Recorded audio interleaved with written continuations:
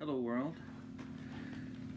Welcome to Lock Ruse, and this is the Friday night movie edition.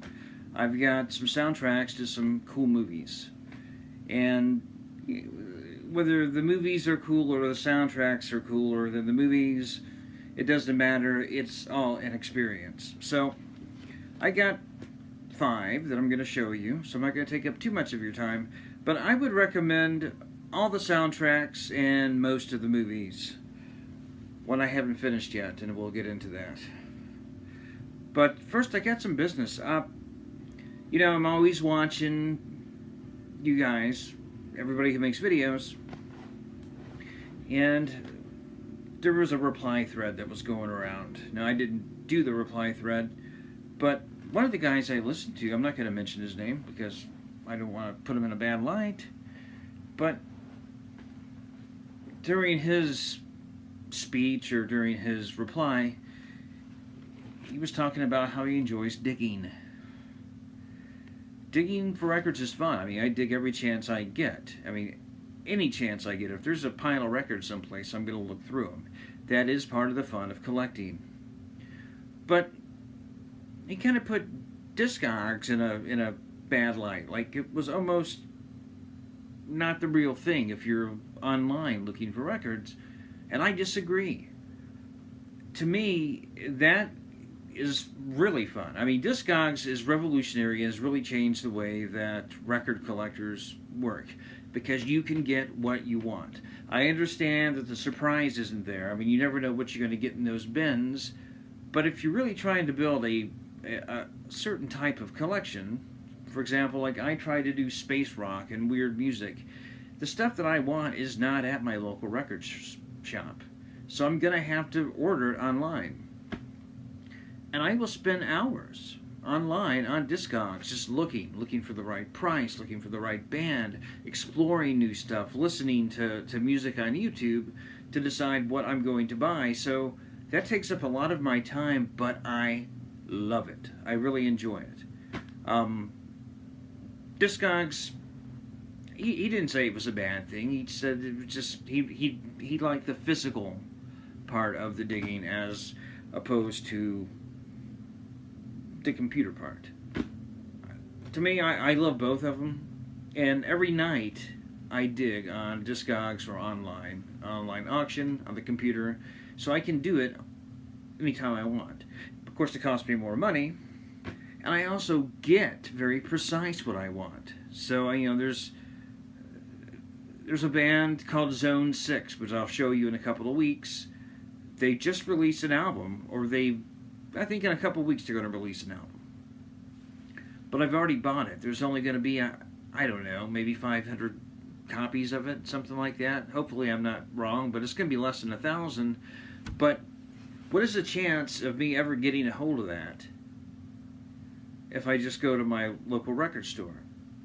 Now, some of you guys may live in a place where there's awesome record stores where you can get anything you want, the most psychedelic, tripped out stuff, but I don't. I mean, I get good stuff, but it's your basic, maybe as wild as it gets is maybe some Frank Zappa. But yeah, Discogs is great. If you haven't tried it, go for it. I am an advocate of it. Everybody has their own preferences. But anyway, I wasn't trying to attack anybody. I'm just saying, hey, that's my opinion. And I watch this guy's channel. I like him. I watch him every week. So, okay. So the first soundtrack that we have, the movie was a surprise to me. Now, I've seen the soundtrack floating around for a while now. And, the cover of it actually turned me off for some reason. I didn't think it was going to be weird enough. And that is Dark Star. Can you see that? It's just a guy laying on a piece of lawn furniture with a comic book in his hand. And I was like, eh. But I went ahead and I bought it, and I've watched the movie 2 or 3 times now, and I get it. This is a movie that was It came out in 1974. It was John Carpenter's first movie. And it's a science fiction comedy. You know, it takes place on a spaceship. I think the year is 2250, so it's way off into the future. And these guys have been living on this spaceship for 20 years, but they've only aged for 3 years because they're traveling at the speed of light. You know, all that scientific stuff. And basically, they're just bored as hell. I mean, they've been out there. There's really nothing to do. There's just 5 guys on a ship. And their main mission to this is to blow up planets. So they've got bombs, and they look for unstable planets that may hurt Earth's future colonization of space, and they blow them up. So that's the gist of the movie. But lots of other things happen. There's a alien that lives on the ship that looks like a beach ball, painted like a ladybug, and has claws. It's one of the weirdest... I mean, it goes beyond Doctor Who special effects. It's one of the weirdest movie monsters I've ever seen.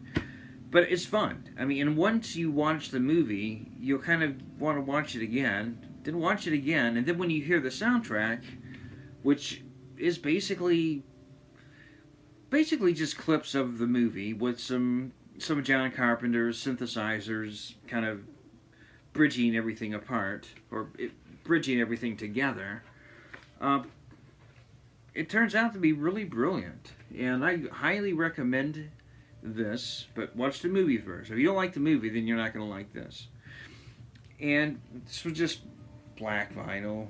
I kept the hype sticker on. Normally I don't keep hype stickers on. I know that there's some folks that will, they have to have the shrink wrap and the hype stickers. I rip it off. But I kept this one on just because I like it. So they said this is the extended version of 500 copies. But I don't think it's selling very well. It's been out for a while, and I was able to score a copy pretty easy. And it comes with a bonus record. And this is it. And this is really neat. It kind of looks cool. You really can't tell side A from B. You have to look in the dead wax for that. But it's got... well, everything on here is on the actual album. And there's 2 songs that are on here. One is Benson, Arizona, which if you've never heard of before, it makes sense. It's like a country song. So they're in space, they're showing the spaceship, and they're playing this country western song called Benson, Arizona, and it's really addictive. They didn't find this someplace. They actually wrote it for the movie. John Carpenter wrote some of the lyrics. I don't know if he wrote the lyrics, but he wrote the music for it and sang some of the background vocals. Once you hear it 2 or 3 times, it's like, I just want to hear it over and over again. And country music, in the words of Zach, country music fits in an outer space theme. And while researching, we've also figured out that there's a type of music called folk music, which is basically comedy, science fiction music. So you might take Star Trek and write a comedy folk song about the guys in the red shirts that get killed every episode. And there actually is a video out there. That's why I'm using this as an example. So this isn't the first example of folk music, but it's the first I've ever heard of it. And as far as our namesake, Lock Grooves, this thing has got a ton of lock grooves on it. You know, it finishes one song and then it goes into a lock groove until you nudge it, and then you hear some sound effects, and then that'll keep going. You nudge it again, then you're in the middle of another lock groove of silence, and you have to nudge it again for more sound effects or music. So it's really a neat little piece here. Highly recommended. Movie's highly recommended. It's a fan favorite in the Lock Grooves household. Okay. Number 2. Now this is one that I'm sure you guys have heard your whole life, or heard about. It's a very infamous soundtrack to a very infamous movie. And I was finally able to buy one. Why? Because they reissued it and it became affordable. Lucifer Rising. This is, well, it's a soundtrack to a 1972 film by an occult director, an avant-garde director named Kenneth Anger.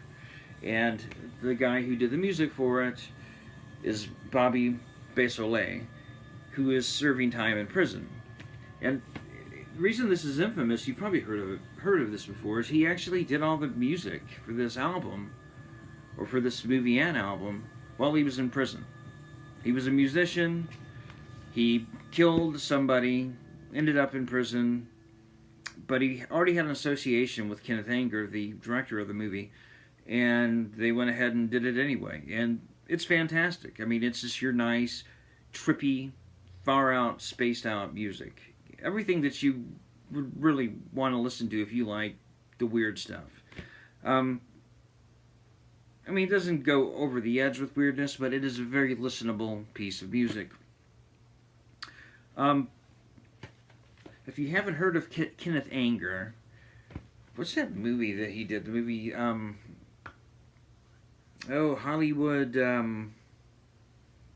I'll think about it in a minute. I didn't plan for it, but he made a movie called, it was a Hollywood Babylon, where he wrote the book about Hollywood in 30s and 40s and how all these stars that we know and love are sex addicts and addicted to narcotics and rapists and this and that, and how they die, they kill themselves, and lovers shot each other, and just really took the Hollywood that we love and just tore it apart. And he made a movie called Hollywood Babylon, which is easy to find on YouTube. So that's the way I knew who he was. But the movie itself is about a half hour long, just full of weird, tripped out images that kind of don't make sense. There might be a little story in there somewhere, but I think the whole point is just to watch it and get the experience. I mean, it's full of color, symbolic images. There's a goddess who's half nude and she's beautiful. She's really fun to look at. Jimmy Page even has a little part in there. Jimmy Page actually was announced to do the soundtrack for this.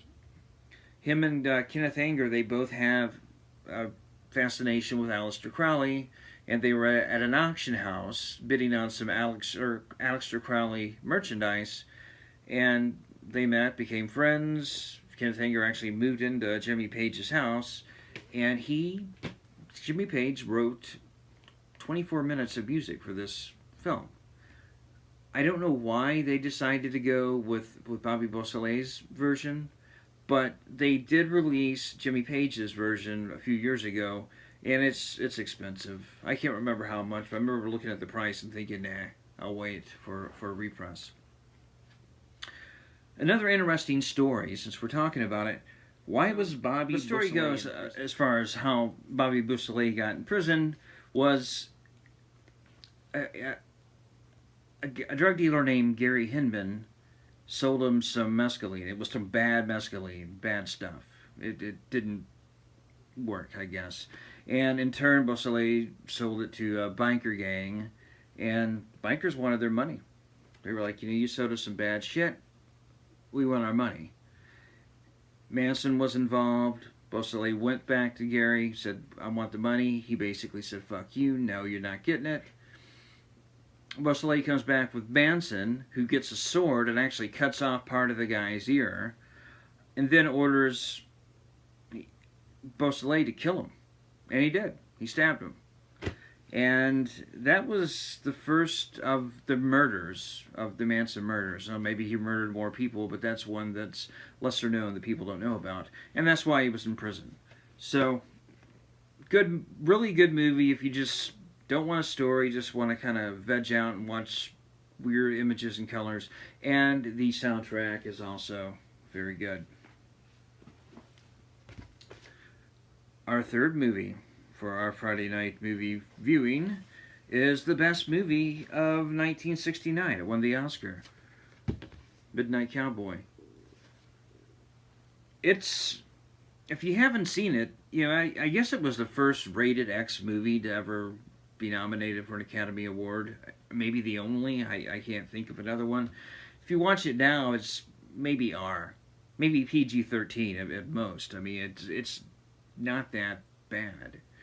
And it's a story of Joe Buck, right here, Jon Voight, who lives in Texas. He's this weird cowboy who just gets a wild hair up his ass and decides he's going to move to New York and become a male prostitute and scam women out of money. That's how he's going to get rich. It's just screwing girls and having them pay him, which is, I guess, any man's dream, but it rarely happens. So he gets to New York, and he actually gets hustled. He starts losing his money, and he hooks up with Ratso, who's played by Dustin Hoffman. And Ratso screws him out of $20. Later on in the movie, Joe Buck finds him. He's going to kill him, and Ratso's like, "Hey, man, why don't you just come live with me?" And that's kind of the story. They live in this squalid old hotel. They're eating bad food. I think they're drinking booze. I don't know if there's any drugs involved. I can't remember that. But there's some really nice psychedelic parts with some psychedelic parties. And in the end, I won't ruin the ending for you, but I recommend this movie. Let's talk about the soundtrack. It's got, first of all, I'm not sure if this was the first time that anybody had heard of Nilsson, but he's got Everyone's Talking. Everybody's Talking is on this, and that may have been nominated for an Oscar because it's such a great song. And he's got side one, the first song, and then he kind of does a recap of the song. On side two, it's the last song. But in between, you got plenty of the music of the time, whether it be some of the psychedelic stuff or just a very lonely harmonica song. That's called Midnight Cowboy. So this is really good. I mean, it's fun to listen to. I recommend it. If you can pick it up, watch the movie first, and then just enjoy the soundtrack. So number 3, Midnight Cowboy. Number 4, with a bullet. Hair. And I've said this many times. This is my favorite musical of all times, and this single movie probably had the biggest impact out of any event in my life. Well, okay, I got married and I've had a kid and things like that, but as far as musical and the projection of the way that I view the world, it's this movie. Hair was a play in the 60s, and in 1979 they got together and they made a musical, a movie. I was 10 years old, we had cable television, and somehow, even though it was rated R, there's lots of drug abuse and bad language, quite a bit of nudity, I was able to watch this on cable. Like, it would come on in the middle of the night, I would sneak out of my room and watch it. I became infatuated with this movie. And this is where I've got a lot of my politics, anti-war and kind of that hippie mentality, even though if you look at me, you can't tell. It's a double album. They could probably get rid of half of it. Some of it just isn't that good or entertaining to me. Like a song called Frank Mills. Or there's, some instrumental stuff. There's one called Party Music, which is 3.5 minutes. You get used to it, but most of the songs on here, Aquarius, Good Morning Sunshine, The Flesh Failures, Let the Sunshine In, are just stone cold classics. And if you've never seen the movie, I recommend it. And if you haven't heard the soundtrack, I really recommend it. Okay, so the 5th soundtrack, or movie, soundtrack of a movie, for our Friday night movies is Sonoa Cave's soundtrack for the movie called Beyond the Black Rainbow. Now, I'm a little torn about this one. Number one, the music is brilliant. Sonoa Caves is the band, but basically it's a moniker for a keyboardist named Jeremy Schmidt, who happens to be the keyboardist of Black Mountain. If you saw my Valentine's Day special, I Love Black Mountain, I showed this. I love this album, and if you like electronic music, weird, spacey stuff, this is essential. This should be in your collection. Now, the movie, on the other hand, if I had to give this movie a type of genre, I would call it celluloid narcotica, because it's like living, breathing narcotics. Nothing too exciting. It feels kind of good, but it's boring enough to nod you out every so often. And I think the movie itself nods out and then comes back. But really, I haven't finished the movie. I've had a hard time finishing the movie, probably because I've been watching these at night, and I'm passing out. There's not a lot of excitement here. If you like the trippiness, you will probably like this movie. If you like acid-soaked movies with just nothing but plain weirdness, you'll probably like this movie. What is the plot? Well, as far as I can decipher, isn't that kind of weird for a gatefold? I mean, there's so many cool shots in this movie, and we have this as the gatefold. I don't know why. But, I mean, the movie is full of beautiful shots, and it looks pretty cool. It's just a story that lags. I mean, there's a mystery girl who's being held captive by, I'm not sure whom yet, maybe a mad scientist. And she appears to have some type of superpowers where if you piss her off, she can kill you with her mind. And they keep her drugged up. I mean, she's just always out of it, drugged up. I mean, this is probably a good day for her, you know, just slouched over. How does it end? I don't know. Maybe the next time that I talk to you, I will have figured that out, and maybe I'll say, hey, it's a great movie. Go watch it. Check it out. But right now, I can't really recommend the movie. But the soundtrack, wholeheartedly.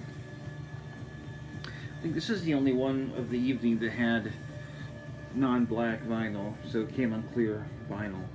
And I remember when I got this a few years ago, they kept delaying it because they kept getting bad pressings of the album, and the record label said, this does not meet our standards, we're not putting it out. And since I had ordered it, they were sending me emails every couple of weeks saying, guess what, we jacked it up again, or the record company, record plant jacked it up again, and it just doesn't sound good. We're going to try again. I think this happened a couple of times, but I waited for months for this, and it was well worth the wait. Anyway, everybody have a great evening. Go watch some movies, hopefully some of these, and listen to all the music. I mean, it's wonderful.